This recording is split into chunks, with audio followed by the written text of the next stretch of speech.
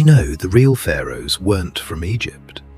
History has always talked about Egypt's pharaohs, Khufu, Ramses, Tutankhamun, but history forgot an entire empire, the empire that ruled Egypt itself.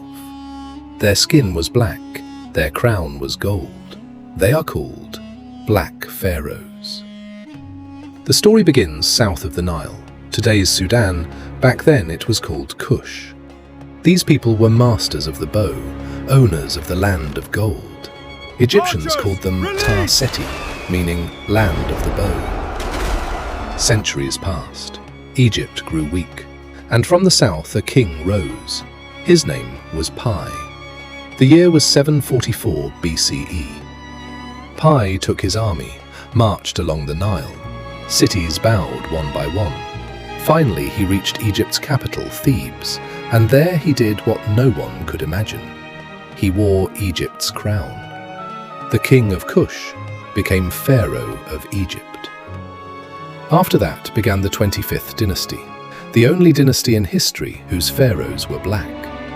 After Pi came his brother Shabaka, then son Shabitku. Then came the most famous name, Taharqa. Taharqa was more than 2 meters tall. His voice thundered. He adorned all of Egypt. The pillars of Karnak Temple still call out his name today. He is also mentioned in the Bible by the name Tirhakah. He fought the Assyrian Empire, saved Jerusalem, ruled Egypt for 50 years. Black pharaohs loved Egypt. They worshipped the Egyptian god Amun, rebuilt old temples, built pyramids, but in their own style, smaller, steeper, sharper. And when they died, they crossed the Nile and returned to Sudan, to be buried in the sand of Meroe and Nuri. For 100 years, black crowns ruled Egypt. But then another storm came from the north, the warriors of Assyria. They attacked, burned temples, broke statues. Finally, in 656 BCE, black pharaohs had to leave Egypt. They returned defeated, but they did not vanish, went back to Kush and became even stronger, built the city of Meroe, set up iron factories, Africa's first industrial city, and ruled for centuries until Rome's Queen Candace defeated Rome. But history erased their name.